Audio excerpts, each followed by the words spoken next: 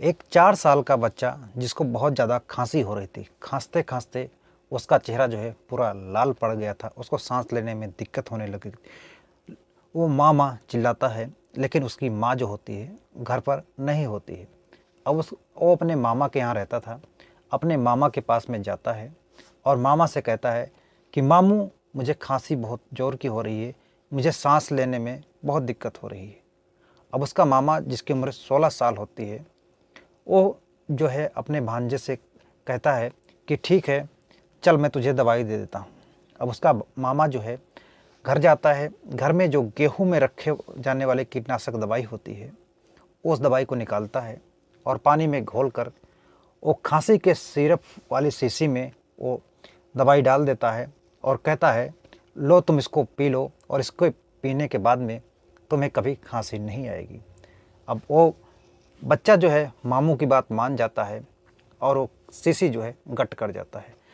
अब वो शीशी जो है गट कर जाता है और मामू, उसका मामा जो करता है वो वाकई बहुत ही हैरान और परेशान कर देने वाली बात होती है। अब उस लड़के के साथ में क्या होता है, सहज ही अंदाज़ा लगाना पाना बहुत ही मुश्किल है। तो दोस्तों चलिए कहानी को शुरू करते हैं। वाकई कहानी बेहद ही हैरान और परेशान कर देने वाली कहानी है। साथ में ये कहानी एक बहुत बड़ा सीख देखे जाती है। दोस्तों ये कहानी जो है एक ऐसे है कि अगर आप इस कहानी को पूरा सुनोगे तो शायद आप अपने दांतों तले उंगली दबा लोगे कि इस कहानी में जो होता है वाकई आपके दिल को विचलित कर देने वाली कहानी है। तो चलिए दोस्तों कहानी शुरू करते हैं। नमस्कार दोस्तों, मैं अरविंद आप सभी का स्वागत करता हूं आपके अपने चैनल क्राइम 24 पर। दोस्तों आज की जो कहानी शुरू होती है, मध्य प्रदेश का एक ज़िला लगता है मंदसौर। मंदसौर ज़िले के अंतर्गत एक थाना आता है अफजलपुर। अफजलपुर थाने के अंतर्गत की रहने वाली एक लड़की जिसका नाम निर्मला होता है। निर्मला जो होती है 14 फरवरी को अपने घर से लापता हो जाती है। अब वो लापता हो जाती है तो उसके घर वालों का जो है रो रो के हाल बुरा हो जाता है। सारे घर वाले जो हैं अब हर जगह अपने नात रिश्तेदार हर जगह ढूंढने की कोशिश करते हैं। खास करके उसका जो बड़ा भाई होता है जिसका नाम संतोष होता है, वो अपनी बहन के लिए बहुत परेशान हो, ना कि वो अपने आस पड़ोस के घर में पूरे गांव में देखता है लेकिन कहीं पता ठिकाना नहीं लगता है। अब वो अपने माँ से कहता है कि माँ, निर्मला बहन जो है कहीं नहीं मिल रही हैं, न जानी कहाँ चली गई हैं। अब इस बात को लेकर वो ज़्यादा ही दुखी हो जाता है। वो अपने परिवार वालों के साथ में, परिवार के सारे लोग इकट्ठा होकर अफजलपुर थाने जाते हैं। वहाँ इंस्पेक्टर जो होते हैं, इंस्पेक्टर कमलेश सिंगार, उनके पास में जाते हैं। उनसे रो रो के संतोष जो है सारी बात बताता है। कहता है कि साहब, कुछ भी हो जाए मेरी बहन को ढूंढ निकालिए और उसको मेरे घर ले आइए। अभी कुछ दिन पहले ही उसके बच्चा जो है ख़त्म हो गया था, न जाने वो किस हाल में होगी और कहाँ कैसे भटक रही होगी, बहुत चिंता हो रही है। अब इंस्पेक्टर साहब उसकी बात पर यकीन करते हैं और तुरंत जो है अपनी टीम को तैयार करते हैं और गाड़ी लेकर पहुंच जाते हैं उस गांव में।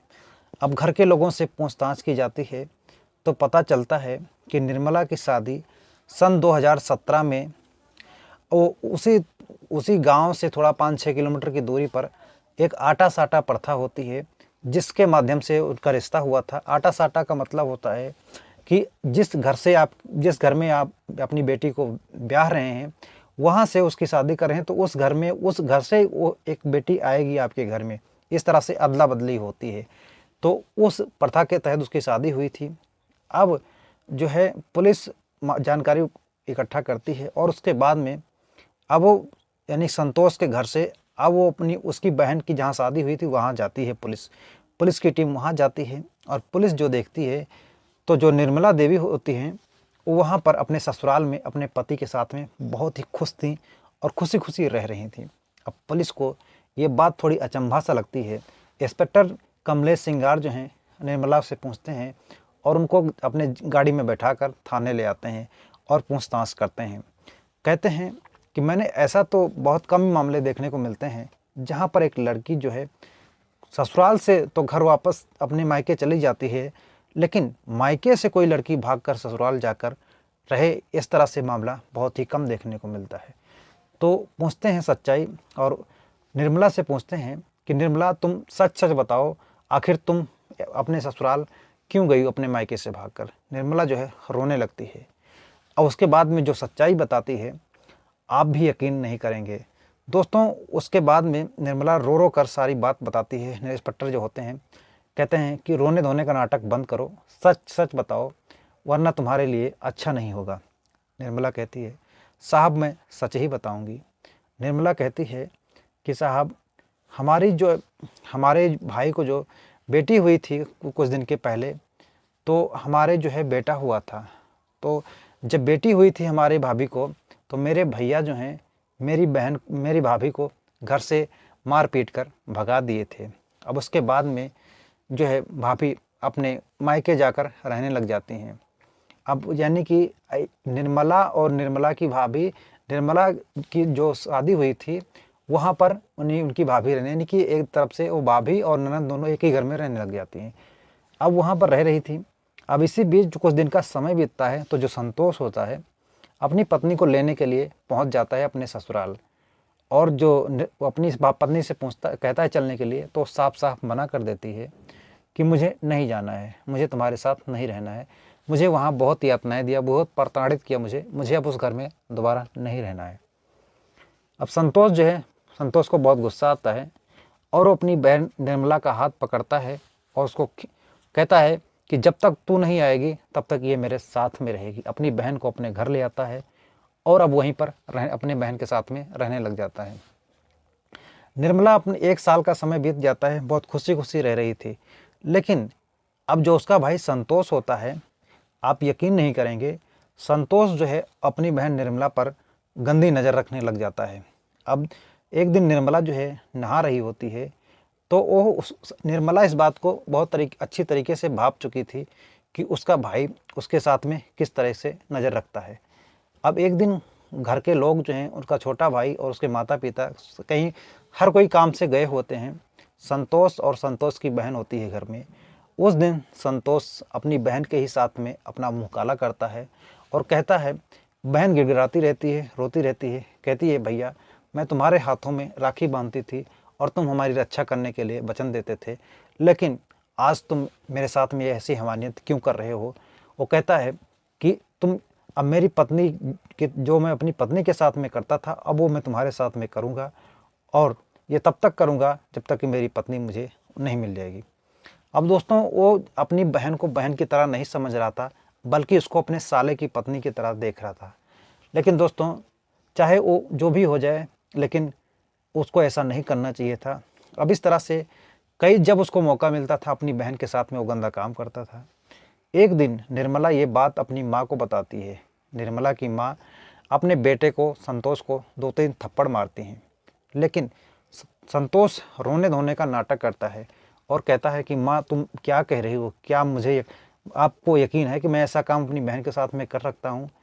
अब निर्मला की माँ को वाकई यकीन हो जाता है कि संतोष जो है सही कह रहा है, निर्मला गलत कह रही। अब निर्मला जो है अपनी माँ के साथ में ज़्यादा समय बिताया करती थी, उनके साथ ही बाहर जाया करती थी, घर पर नहीं रहा करती थी।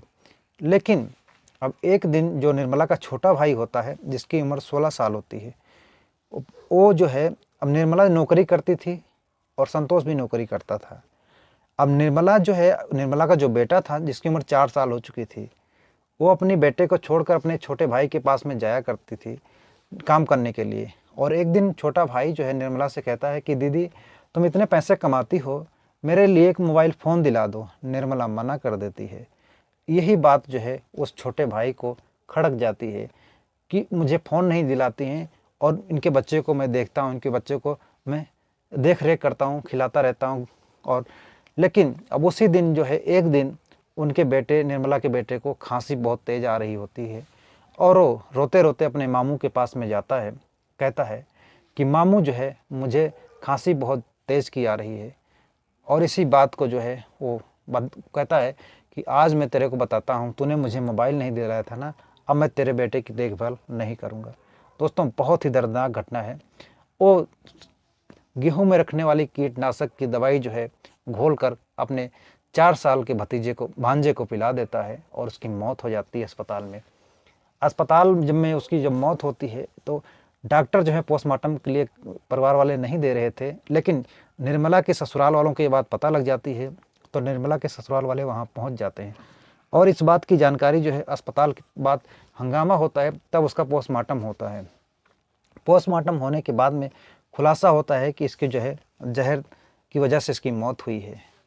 अब इधर इस बात की जानकारी जो है जब पुलिस स्टेशन में इंस्पेक्टर कमलेश सिंगार जो ये बात को सुन रहे थे, तो उनके आंखों से आंसू टपकने लग जाते हैं और वो अब मजबूर हो जाते हैं। उन्होंने कह दिया कि हमने अपनी ज़िंदगी में, अपने सर्विस काल में, इतने लंबे सर्विस के समय में मैंने ऐसे मामले नहीं देखा कि जो एक बहन के साथ में इतना अत्याचार हुआ और वो चुपचाप सहती रही। दोस्तों, उसके बाद में उन आरोपी दोनों भाई से ये सब पूछा जाता है तो वो अपने अपने जुर्म कबूल कर लेते हैं। और इंस्पेक्टर कमलेश सिंगार का कहना है कि जितनी जल्दी हो सकेगा इतनी जल्दी इन लोगों को जो है हम अदालत में चार्जशीट दायर करेंगे और उसके बाद में कम से कम समय में इनको कड़ी से कड़ी सज़ा दिलाने की कोशिश करेंगे। दोस्तों, बेहद ही हैरान कर देने वाली घटना। क्या इस घटना के बारे में आपकी क्या राय है? अपनी राय कमेंट बॉक्स में ज़रूर लिखना दोस्तों, ये घटना 14 फरवरी 2022 की है। बाकी मिलते हैं और एक सच्ची घटना के साथ, तब तक के लिए जय हिंद दोस्तों।